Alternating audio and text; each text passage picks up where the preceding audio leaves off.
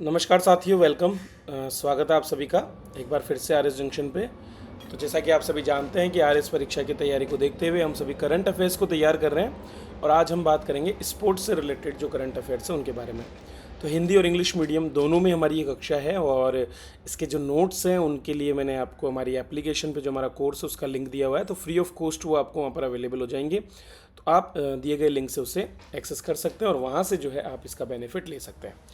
तो चलिए शुरुआत करते हैं पहले हमारे आर्टिकल के साथ, जो है खेलो इंडिया राइजिंग टैलेंट आइडेंटिफिकेशन या कीर्ति प्रोग्राम। तो कीर्ति प्रोग्राम को शुरू किया गया है भारतीय सरकार द्वारा, केंद्रीय सरकार के द्वारा, ताकि जो बेस्ट इक्विपमेंट्स हैं वो और इसके साथ साथ बेस्ट प्रैक्टिसेस जो भी वर्ल्ड में उपयोग की जाती है स्पोर्ट्स के फील्ड में, उनको एक साथ लाना और उसके माध्यम से हमारा जो टैलेंट है उसको क्या करना, राइज करना। तो खेलो इंडिया राइजिंग टैलेंट आइडेंटिफिकेशन ये एक प्रोग्राम है। आप सभी जानते हैं कि यार इसके पेपर 3 में ये बहुत इंपॉर्टेंट टॉपिक है स्पोर्ट्स, और वहाँ से ऐसे क्वेश्चन आते हैं। तो इस बार भी खेलो इंडिया के अंतर्गत जो उद्देश्य हैं वो पूछे गए थे, 5 नंबर का क्वेश्चन था। तो इसी तरह की उससे रिलेटेड ही एक ही टॉपिक यहाँ पर आ जाता है। ठीक है, तो कीर्ति परियोजना एथलीट केंद्रित दृष्टिकोण, मतलब सीधा हमारा जो एथलीट सेंट्रिक अप्रोच हम अपनाएं, जिससे हर एक स्टूडेंट में जो यूनिक एबिलिटी है उसको हम डेवलप कर पाएँ। इसमें खेलो इंडिया के जो दोहरे उद्देश्य हैं, क्या है दोहरे उद्देश्य, वही जो हमारी खेल नीति के भी है। पहला तो खेलों में उत्कृष्टता लाना और दूसरा खेलों में व्यापक भागीदारी को बढ़ाना, इसे सम्मिलित किया गया है। कीर्ति का पहला चरण 12 मार्च 2024 को चंडीगढ़ में शुरू हुआ था और हाल ही में इसका दूसरा चरण शुरू किया गया है। तो ये बहुत इंपॉर्टेंट एक टॉपिक है जो आपको याद होना चाहिए। परीक्षा में यहाँ से 2 से 3 सेंटेंस बेस्ड क्वेश्चन पूछा जा सकता है। चलिए नेक्स्ट टॉपिक की तरफ बढ़ते हैं। नेक्स्ट टॉपिक हमारा स्विस ओपन का पुरुष युगल खिताब। तो हाल ही में स्विस ओपन का आयोजन हुआ और इसमें भारत के यूकी भांबरी जो हैं, एक बेहतरीन हमारे टेनिस प्लेयर हैं, उन्होंने अल्बानो ओलिविटी के साथ मिलकर के इस खिताब को जीत लिया। दोस्तों ये उनकी इस सत्र का दूसरा और करियर का कुल तीसरा युगल खिताब है। इससे पहले 2023 में उन्होंने अपना पहला एटीपी खिताब जीता था। बात करते हैं एक और खबर की जो टेनिस हॉल ऑफ फेम से जुड़ी हुई है। तो टेनिस हॉल ऑफ फेम एक सम्मान है जो दीर्घकालिक समय तक बेहतरीन प्रदर्शन करने वाले टेनिस खिलाड़ियों को दिया जाता है एक हॉल ऑफ फेम में शामिल करके। तो भारत के खिलाड़ी लिएंडर पेस और विजय अमृतराज को इस टेनिस हॉल ऑफ फेम में शामिल किया गया है और इस लिस्ट में शामिल होने वाले वो एशिया के पहले खिलाड़ी बन गए और इसीलिए हमारे आरएस एग्ज़ाम के लिए इम्पोर्टेंट भी हो जाते हैं कि वहाँ पर आपको इस तरह का प्रश्न पूछ लिया जाए। तो ये याद रखें, लिएंडर पेस और विजय अमृतराज ये दोनों खिलाड़ी टेनिस हॉल ऑफ फेम में सम्मिलित किए गए हैं। अभी हाल ही में राष्ट्रमंडल तलवारबाजी चैंपियनशिप का भी आयोजन किया गया है और इस चैंपियनशिप में जम्मू कश्मीर के तलवारबाजों ने 1 रजत और 3 कांस्य पदक जीते न्यूजीलैंड में। तो इनमें हर्षित कोहली ने जहां पर सेबर में रजत जीता, वहीं श्रेया गुप्ता, छवि शर्मा और सुफियान वहीद सोहेल ने कांस्य पदक अपने नाम किए हैं। तो आपको कम से कम ये ध्यान रखना है कि इन्होंने कितने पदक जीते हैं और रजत पदक जीतने वाले हर्षित कोहली का नाम भी आप याद रख सकते हैं। नेक्स्ट बात करते हैं ग्रीष्मकालीन एथलेटिक्स प्रतियोगिता की। पहले तो ये कहाँ पर हुई, तो ये हुई है पोलैंड की राजधानी वर्साई में। तो पोलैंड की राजधानी वर्साई में इस प्रतियोगिता का आयोजन किया गया जुलाई माह में। इसमें हमारे यहाँ की किरण पहल ने 200 मीटर में स्वर्ण पदक जीता। इसी तरह से 100 मीटर बाधा दौड़ में ज्योति याराजी ने रजत पदक जीता है। ये ज्योति याराजी ने 100 मीटर बाधा दौड़ में ओलंपिक में भी हिस्सा लिया था। इसी तरह से राजेश रमेश पुरुषों के 400 मीटर में स्वर्ण पदक जीते हैं, जबकि ज्योतिका दांडी ने महिलाओं के 400 मीटर में स्वर्ण पदक हासिल किया है।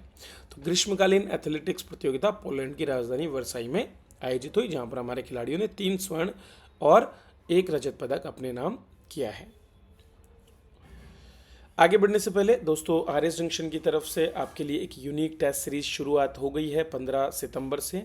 तो आप सभी इस टेस्ट सीरीज का हिस्सा बन सकते हैं हमारी एप्लीकेशन या फिर हमारे वेब पोर्टल के माध्यम से। सारथी नाम से ये टेस्ट सीरीज आपको वहाँ पर अवेलेबल है।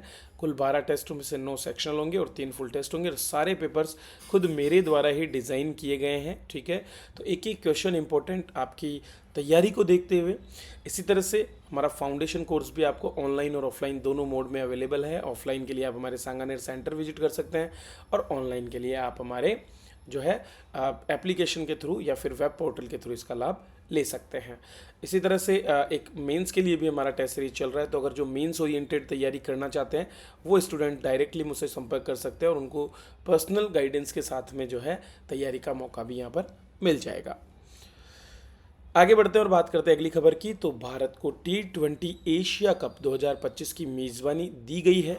तो T20 का हाल ही में भारत ने खिताब भी अपने नाम किया, T20 वर्ल्ड कप में हमने देखा, ठीक है। और अब पुरुष एशिया कप की मेज़बानी हमको मिली है, जबकि 2027 में बांग्लादेश को इसके वनडे प्रारूप की मेज़बानी दी गई है। 2025 के T20 एशिया कप में 6 टीमों के बीच 13 मैच खेले जाएंगे।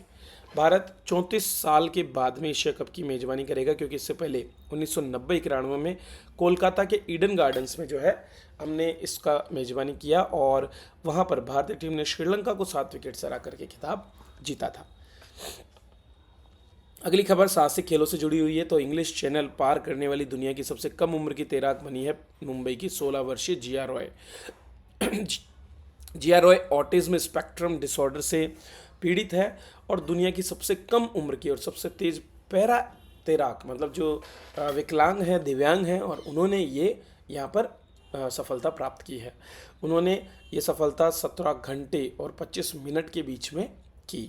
34 किलोमीटर की दूरी उन्होंने पार की है।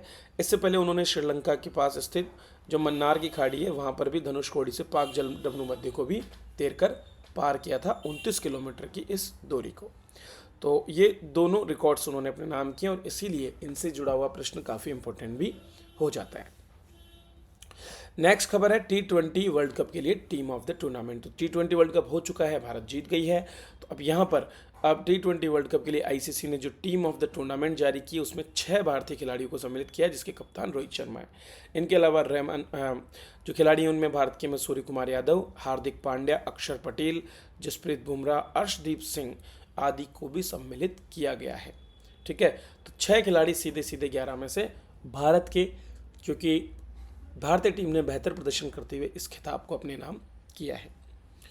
भारत के बेहतरीन जो प्लेयर हैं चेस के, विश्वनाथन आनंद, जो कि हमारे 1992 में पहली बार जो है भारत रत्न विजेता भी रहे, उन्होंने 10वीं बार स्पेन के जेम सेंटोल लटासा में जो है लियोन मास्टर्स का खिताब अपने नाम कर लिया। तो इन खिलाड़ियों को उन्होंने हराया, ठीक है, स्पेन के, और उसके बाद उन्होंने ये खिताब जीता है। तो बहुत इंपॉर्टेंट हो जाता है, क्योंकि 10वीं बार आपने एक ही खिताब को जीता है, तो यहाँ से भी प्रश्न बन सकता है।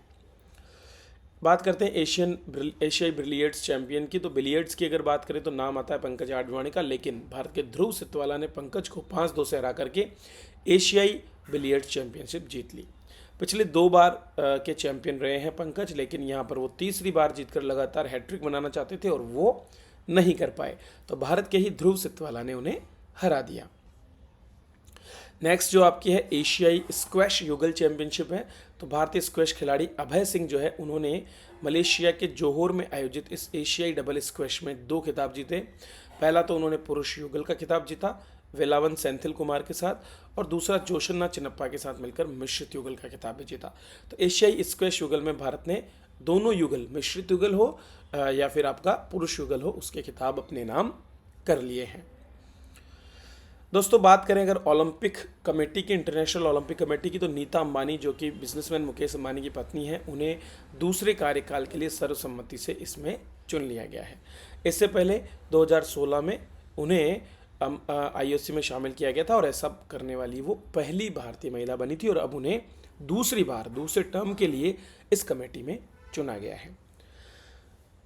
अगली खबर भारत के फुटबॉल कोच के बारे में है। तो भारत के नए फुटबॉल कोच का चयन किया गया है और मनोलो मॉर्केज जो है उनको भारत का नया फुटबॉल कोच नियुक्त किया गया है।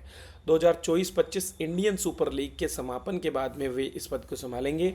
वे स्पेन के बार्सिलोना से संबंध रखते हैं। मैं इतना शॉर्ट में इसलिए बता रहा हूँ क्योंकि जितना कम डेटा हमारे पास होगा उतना बेहतर है, ताकि हम ज़्यादा से ज़्यादा चीज़ों को याद कर पाएँ। बहुत लंबा चौड़ा लिख करके उसे तैयार कर लेना और फिर वो याद न हो पाना, ये किसी भी काम का नहीं है। इसलिए कोशिश करें कम रहे लेकिन बेहतर तरीके से तैयार हो। तो भारतीय क्रिकेट कंट्रोल बोर्ड के सचिव जय शाह, जो अभी आईसीसी के अध्यक्ष भी बना दिए गए हैं, उन्होंने गौतम गंभीर को भारतीय क्रिकेट टीम का नया कोच नियुक्त किया है। गौतम गंभीर एक पूर्व पेशेवर खिलाड़ी हैं और T20 और वनडे विश्व कप में भारत की जीत का बहुत हिस्सा रहे। 2024 में जब कोलकाता नाइट राइडर्स ने IPL का खिताब जीता, उस समय भी ये वहाँ के कोच रहे थे। तो दोस्तों ये थी बहुत ही इंपॉर्टेंट खबरें जो मैंने आपको पहुंचाई। इसी तरह से और भी हमारे जो अलग अलग टॉपिक्स हैं उन पर भी मैं करंट अफेयर्स आपको दे रहा हूं, और इन सबका संग्रह आपको RS जंक्शन एप्लीकेशन पर मिल जाएगा। फ्री ऑफ कॉस्ट हमारा कोर्स है, जहां पर PDF भी आपको इसकी मिलने वाली है। तो आज ही आप हमारी एप्लीकेशन डाउनलोड करके वहां से इस कोर्स को ज्वाइन कर सकते हैं, जिसका लिंक भी मैंने डिस्क्रिप्शन में दिया हुआ है, कहाँ से आप एप्लीकेशन डाउनलोड करें। चलिए इसी के साथ मैं आपसे विदा लेता हूँ, मिलेंगे अगले वीडियो में, तब तक के लिए धन्यवाद।